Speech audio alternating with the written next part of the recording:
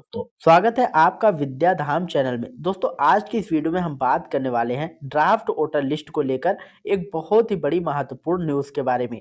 अगर आप चाहते हैं कि आपका नाम फाइनल वोटर लिस्ट में रहे और आप आने वाले चुनाव में वोट डाल सके तो यह वीडियो सिर्फ और सिर्फ आपके लिए बेहद महत्वपूर्ण होने वाली है।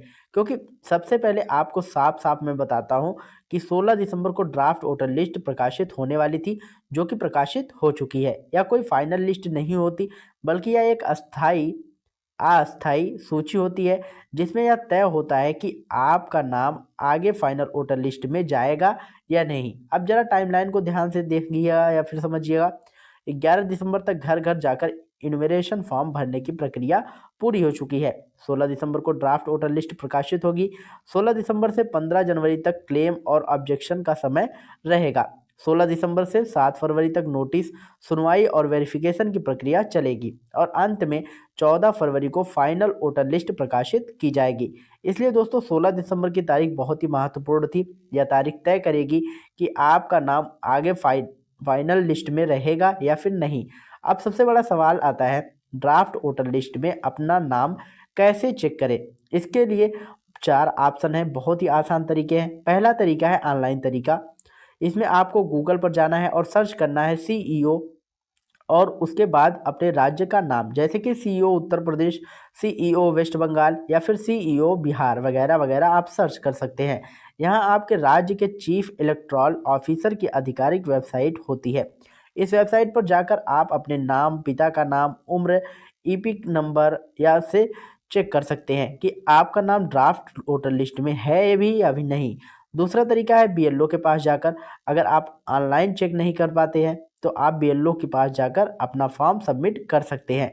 अब बात करते हैं 16 दिसंबर के बाद उनके पास ड्राफ्ट वोटर लिस्ट की कॉपी उपलब्ध रहती है, वह आपको बता देंगे कि आपका नाम लिस्ट में है या फिर नहीं। अब बात करते हैं तीसरे तरीके की। तो दोस्तों तीसरा तरीका है बीएलए के पास जाकर, यानी कि बीएलए के पास, बूथ लेवल एजेंट के पास भी जाकर चेक कर सकते हैं। ये अलग अलग राजनीतिक पार्टियों द्वारा नियुक्त किए जाते हैं और इनके पास भी ड्राफ्ट वोटर लिस्ट होती है। अब बात करते हैं चौथे नियम की। तो दोस्तों चौथा नियम है, जिला प्रशासनिक की वेबसाइट से आप अपने जिला के या फिर डिस्ट्रिक्ट मजिस्ट्रेट या जिला अधिकारी की आधिकारिक वेबसाइट पर जाकर भी ड्राफ्ट वोटर लिस्ट चेक कर सकते हैं।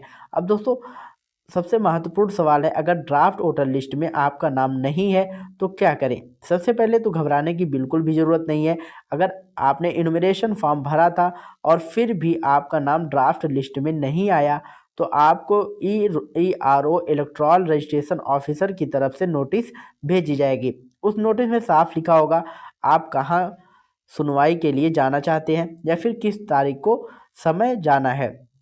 आमतौर पर जिला अधिकारी, एसडीएम ऑफिस या फिर बीडीओ ऑफिस या आपके क्षेत्र के नज़दीकी किसी सरकारी दफ्तर में होती है। अब सवाल आता है, सुनवाई में कौन कौन से डॉक्यूमेंट्स ले जाने होंगे। यानी कि आपको 12 निर्धारित डॉक्यूमेंट में से किसी एक डॉक्यूमेंट्स को ले जाना अनिवार्य होगा, जैसे आधार कार्ड, पुराना voter ID card, pan card, passport, जन्म प्रमाण पत्र, शैक्षणिक योग्यता या फिर कोई अन्य सरकारी पहचान पत्र।